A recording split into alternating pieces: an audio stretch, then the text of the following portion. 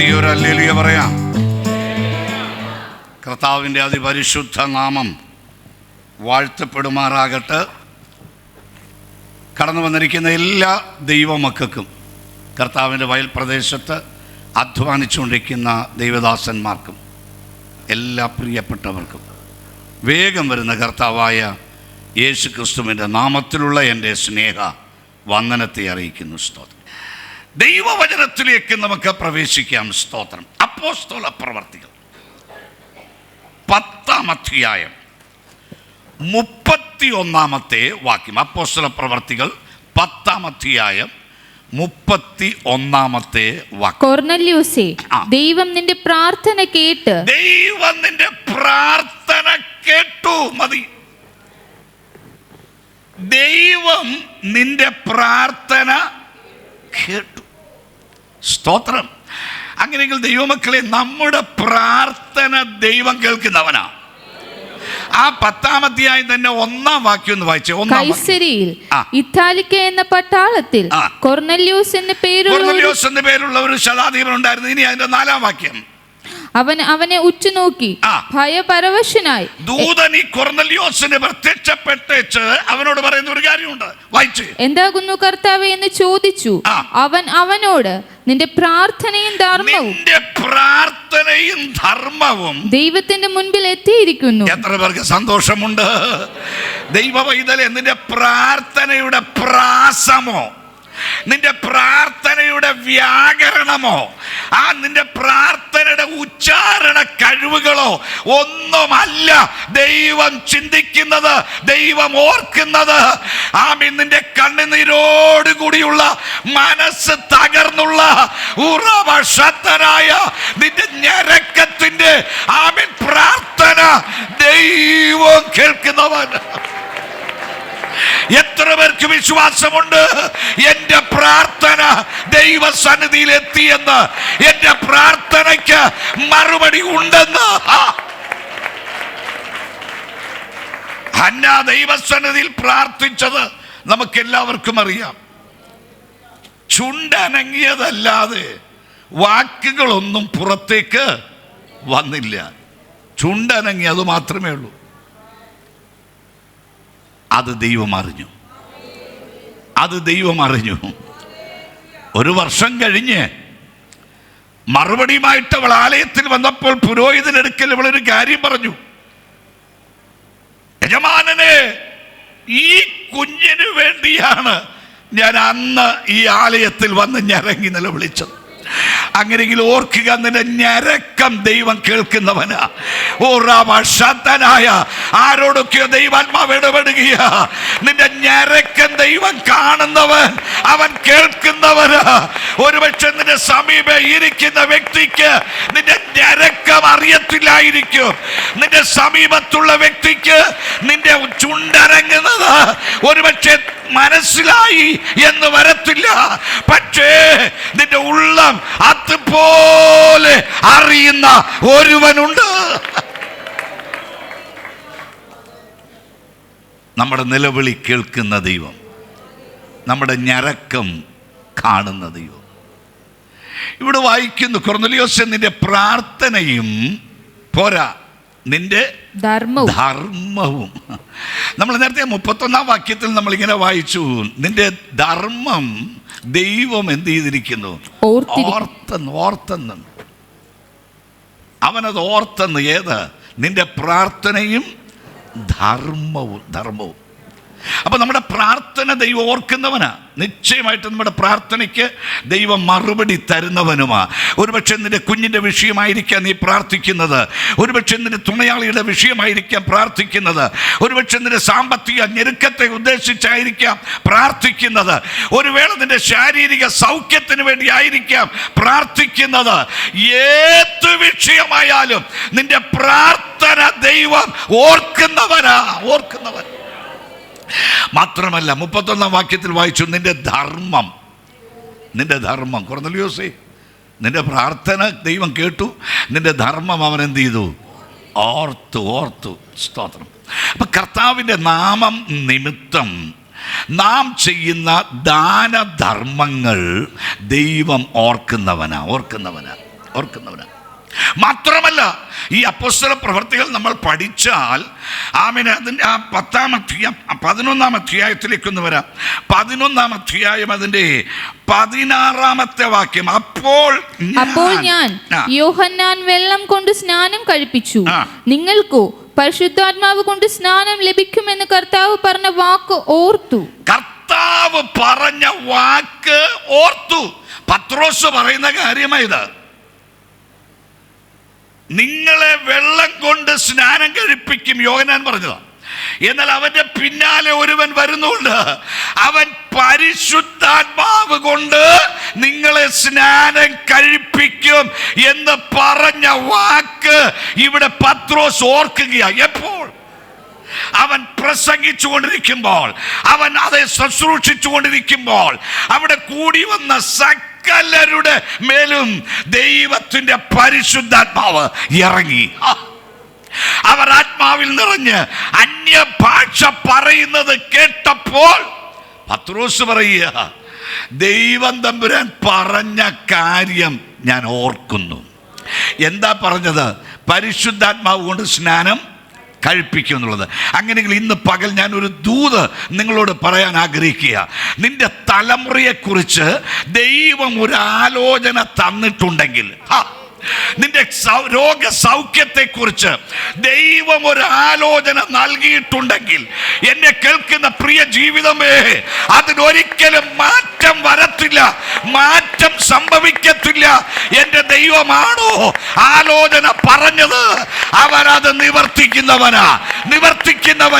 ഈ പട്ടണത്തിൽ നിനക്കൊരു പാർപ്പിടം നൽകുമെന്ന് ദൈവം പറഞ്ഞിട്ടുണ്ടെങ്കിൽ നിശ്ചയമായിട്ടും അവനത് നിവർത്തിക്കും.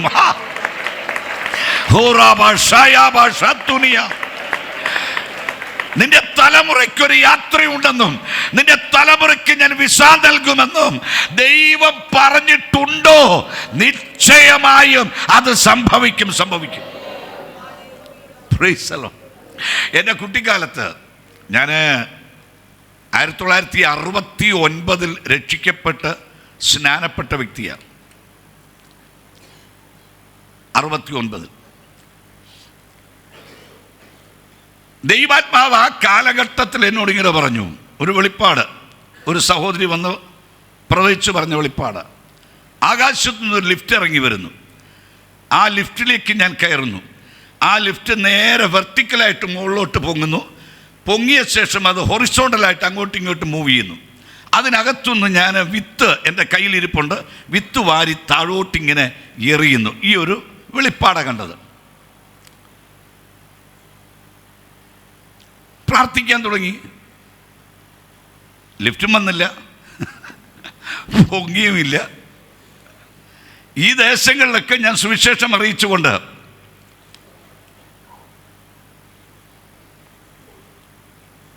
91 വരെ സഞ്ചരിച്ചു. ശ്രദ്ധിക്കണം എത്ര വർഷമാണെന്നുള്ളത്. 91 എനിക്ക് ദോഹയ്ക്ക് പോകാൻ വിസ ലഭിക്കുന്നു. അവിടെ വെച്ചാണ് എൻ്റെ ഇപ്പോൾ കർത്തൃസന്നിധി ചേർക്കപ്പെട്ട എൻ്റെ ജ്യേഷ്ഠനെ ദോഹ കടലിൽ സ്നാനപ്പെടുത്തിയത്. അതേ തുടർന്ന് വിവിധ രാജ്യങ്ങളിലേക്ക് പോകുവാനും കർത്താവിൻ്റെ വേല ചെയ്യുവാനും ദൈവം എളിയവന് കൃപ തന്നു. ഞാൻ പറഞ്ഞത് ഇത്രയേ ഉള്ളൂ. ദൈവം ഒരാലോചന തന്നാൽ നാളുകൾ കഴിഞ്ഞാലും അവനത് നിവർത്തിക്കുന്ന ദൈവമാണ്. സെഖരിയാവ് ദൈവസന്നിധി പ്രാർത്ഥിക്കുക. അനേകരുടെ വിഷയങ്ങൾക്കായി ദൈവസന്നിധി പ്രാർത്ഥിച്ച് വിടുതൽ ദൈവത്തിങ്കൽ നിന്ന് പ്രാപിച്ച് ജനത്തിനത് കൈമാറി ജനത്തെ അനുഗ്രഹിച്ച് ആശീർവദിച്ചു കൊണ്ടിരുന്ന സെഖരിയ പുരോഹിതൻ കൂടെ അവൻ ആലയത്തിൽ നറുക്കു വീഴുമ്പോൾ കയറിച്ചെന്ന് ധൂപം കാട്ടുന്ന സമയത്തൊക്കെ അവന് ഹൃദയം നീറി പുകഞ്ഞവൻ ദൈവത്തോട് ഇങ്ങനെ ചോദിച്ചിട്ടുണ്ടാകാം, ദൈവമേ, എൻ്റെ വിഷയത്തിന് മാത്രം എന്ത് ഒരു വിടുതൽ ലഭിക്കാത്തത്? മറ്റുള്ളവരുടെ വിഷയത്തിന് വേണ്ടി ഞാൻ പ്രാർത്ഥിക്കുന്നുണ്ട്, അവർക്ക് വിടുതൽ കിട്ടുന്നുണ്ട്, അവർ ആശ്വാസം പ്രാപിക്കുന്നുണ്ട്. എന്തേ എൻ്റെ വിഷയത്തിന് മാത്രം ഒരു വിടുതൽ ലഭിക്കാത്തത്? ഇല്ലില്ല. ദൂതൻ ധൂപപീഠത്തിന്റെ വലതുഭാഗത്ത് പ്രത്യക്ഷപ്പെട്ട് സെഖര്യാവിനോട് പറഞ്ഞു, സെഖര്യാവേ, നിന്റെ പ്രാർത്ഥനയ്ക്ക് ഉത്തരമായി, നിന്റെ പ്രാർത്ഥനയ്ക്ക് ഉത്തരം.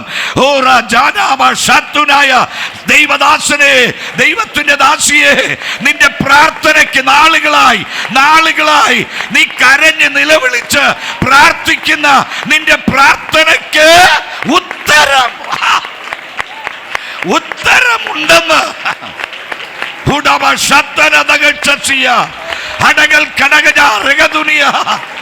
ദൈവം തന്നെ ഉയർത്തുമെന്ന് പറഞ്ഞിട്ടുണ്ടോ? ദൈവം നിനക്ക് ഡിഗ്രി തരുമെന്ന് പറഞ്ഞിട്ടുണ്ടോ? ദൈവം തന്നെ മാനിക്കുമെന്ന് പറഞ്ഞിട്ടുണ്ടോ? ദൈവം നിനക്ക് അതും ഇതും നൽകുമെന്ന് പറഞ്ഞിട്ടുണ്ടോ? നിശ്ചയമായും അത് സംഭവിക്കും.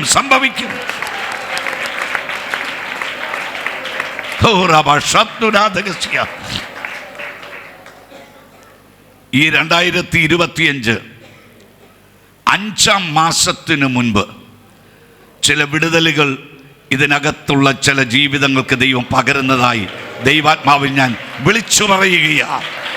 ഈ 2025 5-ാം മാസത്തിനു മുൻപ് നീ പ്രാർത്ഥിക്കുന്ന വിഷയത്തിന് മേൽ ആമേൻ പ്രത്യക്ഷമായി പരോക്ഷമായിട്ടല്ല, പ്രത്യക്ഷമായി ദൈവാത്മാവിനോട് പറയുന്നു, പ്രത്യക്ഷമായി ചില വിടുതലുകൾ ദൈവം നിനക്ക് നൽകാൻ പോകുകയാണ്. ഓ റസായ മാസിയാല വാജാ മാസി കരുത്തൻ അമ്പേ വർദ്ധന ദിഗൽക്ക ജാരതി കേടു ദരക്ഷസിയ. Hallelujah, praise the Lord. അവൻ നമ്മുടെ പ്രാർത്ഥന ഓർക്കുന്നവൻ, നമ്മുടെ ദാനധർമ്മങ്ങൾ അവൻ ഓർക്കുന്നവൻ. ഇവിടെ വായിക്കുന്നു, ദൈവം പറഞ്ഞ കാര്യം ഓർത്തു. പത്രോസ് ഓർത്തെന്ന്. എന്നതാ ദൈവം പറഞ്ഞത്? പരിശുദ്ധാത്മാവ് കൊണ്ട് സ്നാനം കഴിയും. ആ പറഞ്ഞത് അത് സംഭവിച്ചു കഴിഞ്ഞപ്പോൾ ദൈവം ഓർത്തു, പത്രോസ് ഓർത്തു. നോക്കുക, ദൈവം പറഞ്ഞതാണെങ്കിൽ നിശ്ചയമായിട്ടും അത് സംഭവിക്കും, യാതൊരു സംശയമില്ല. സംഭവിക്കും. യാതൊരു മാറ്റവും ഉണ്ടാകത്തില്ല. നിന്റെ തലമുറയെ ഇന്നിന്ന നിലവാരത്തിലേക്ക് ഉയർത്തുമെന്ന് ദൈവം പറഞ്ഞിട്ടുണ്ടോ? നിശ്ചയമായും അത് സംഭവിച്ചിരിക്കും. Price the Lord. ആ ദൈവത്തിൻ്റെ വാഗ്ദത്ത നിവർത്തിക്കായി നമുക്ക് ദൈവത്തിൻ്റെ മുഖത്തേക്ക് നോക്കാം. അപ്പോസ്തല പ്രവർത്തികളിലേക്ക് വീണ്ടും ഒന്ന് മടങ്ങി വരാം. അതിന് 20-ാമത്തെ അധ്യായം 31-ാമത്തെ വാക്യം. 20-ാം അധ്യായം 31-ാമത്തെ വാക്യം. അതുകൊണ്ട് ഉണർന്നിരിപ്പീൻ, ഞാൻ 3 സംവത്സരം രാപ്പകൽ ഇടവിടാതെ കഴിഞ്ഞ 3 സംവത്സരം പൗലോസ് പറയുക, ആസ്യക്കാരോട് പറയുന്ന കാര്യമാ. ഒരിക്കലും അവൻ ആസ്യയിൽ പോകാൻ ഭാവിച്ചവനാ. അപ്പോസ്തലർ എടുക്കണ്ട, 16-ാം അധ്യായത്തിലുണ്ട്. ആസ്യയിൽ പോകാൻ ഭാവിച്ചു, ദൈവത്തിന്റെ ആത്മാവോ അവനെ വിലക്കി. നോ, ഇപ്പൊ പോകേണ്ടത് പറഞ്ഞു. പിന്നീട് അവൻ പോയി. എത്ര വർഷം? 3 വർഷം അവൻ ആസ്യയിലുണ്ടായിരുന്നു. വായിച്ചേനി.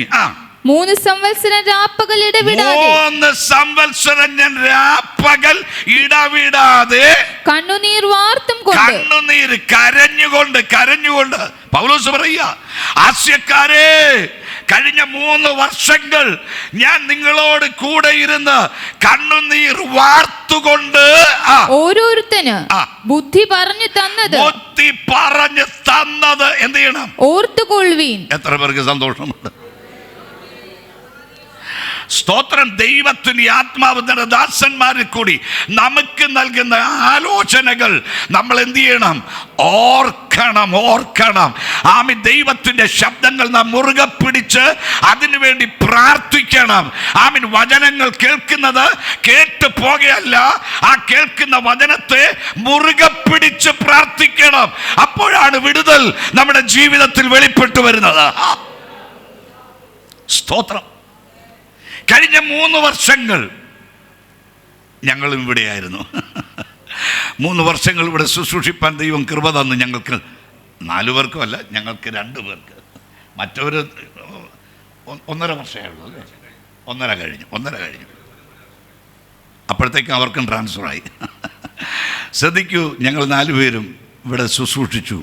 ഇനിയുണ്ട് ദിവസങ്ങൾ കേട്ടോ, ഞങ്ങളിപ്പോൾ പോകല്ല. ഇന്ന് 3 പൗലോസ് പറയുന്നു, ആസ്യക്കാരെ, കഴിഞ്ഞ 3 വർഷം കണ്ണുനീരോടുകൂടി ഞാൻ നിങ്ങളോട് പറഞ്ഞ ബുദ്ധി ഉപദേശിച്ചു തന്ന വചനങ്ങളെ എന്ത് ചെയ്യണം? ഓർക്കണം. മറക്കരുത്, ഓർക്കണം. ഒരു വാക്യം കൂടെ വായിച്ച് നമുക്ക് പ്രാർത്ഥിക്കാം, സമയം പോയി.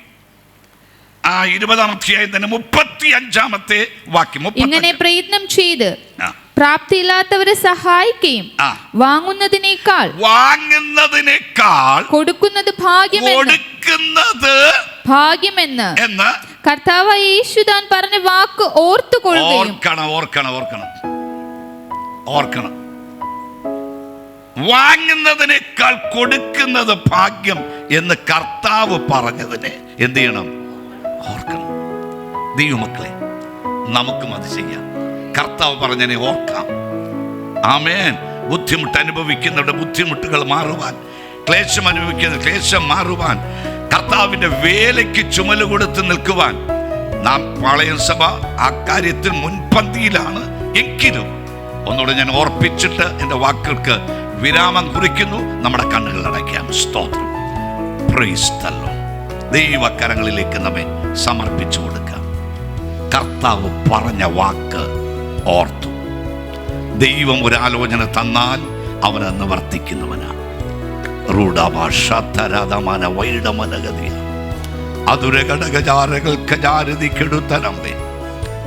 ഇന്ന് പകൽക്കാലം കേൾക്കപ്പെട്ട വചനത്തിന് മുമ്പിൽ നമ്മെ തന്നെ സമർപ്പിച്ചുകൊണ്ട് ഇപ്പോൾ മല്ലശ്ശേരിയിൽ നിന്ന്, അമേരിക്കയിൽ നിന്ന് കടന്നു വന്ന പ്രിയ ബാബുക്കുട്ടി അത് പ്രാർത്ഥിച്ച് നമുക്ക് ഈ സഭായോഗം ഇവിടെ അവസാനിപ്പിക്കാം. പ്രിയ ബാബുക്കുട്ടി പ്രാർത്ഥിക്കും. പരിശുദ്ധ ദൈവമേ, സ്വർഗപിതാവേ, ഇത്രത്തോളം കർത്താവേ, ഞങ്ങൾക്ക് ഇവിടെ ഇരിപ്പാന്, വചനം കേൾക്കുവാന്, സാക്ഷ്യങ്ങൾ കേൾക്കുവാന്, പ്രബോധനങ്ങൾ കേൾക്കുവാനൊക്കെ ദൈവം ഇടയൊക്കെ എന്നെ സ്തുതിക്കുന്നു. ഇത്രത്തോളം ഞങ്ങൾ ഓരോ വിഷയങ്ങൾ, ഭാരപ്പെട്ടിരുന്ന വിഷയങ്ങൾ ഞങ്ങളോട് സംസാരിച്ചുകൊണ്ടിരുന്ന എന്നെ സ്തുതിക്കുന്നു, മഹത്വപ്പെടുന്നു. സ്തോത്രം. നേരുന്ന പ്രശ്നങ്ങളുടെ മുമ്പിൽ ഉത്തരവാദിത്തം ദൈവത്തിന്റെ ശബ്ദങ്ങൾ കേട്ടുകൊണ്ടിരിക്കുകയായിരുന്നു. അപ്പാ ദാസനെ ബലപ്പെടുത്തിയതിനാൽ സ്തുതിക്കുന്നു, മഹത്വപ്പെടുന്നു. കർത്താവേ, എല്ലാവരും ബലപ്പെടുത്തണം, സഹായിക്കണം. കടന്നു വന്നതിന്റെ മക്കളെല്ലാം അനുഗ്രഹിക്കണം, ആശീർവദിക്കണം, ബലപ്പെടുത്തണം. ധൈര്യത്തോടെ സമാനത്തോടെ പറഞ്ഞയക്കണം, പുത്രനെ ഉയർത്തണം. യേശു ക്രിസ്തുവിന്റെ വലിയ നാമത്തിൽ താഴ്മയെ അപേക്ഷിക്കുമ്പോൾ ഇവിടെ കേൾക്കണം പിതാവേ.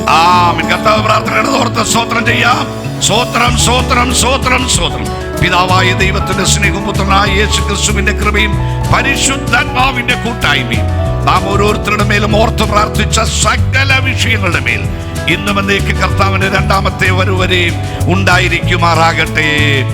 നമ്മുടെ കർത്താവായ യേശു ക്രിസ്തു മൂലം നമുക്ക് ജയം നൽകിയ ദൈവത്തിന്റെ കരം ഉയർത്തി ഹല്ലേലൂയ പറയാം. Hallelujah, hallelujah, hallelujah. ആമേൻ. കർത്താവായ യേശുവേ, വേഗം വരണമേ. ആമേൻ. സമാധാനത്തോടെ പിരിഞ്ഞു പോകാം.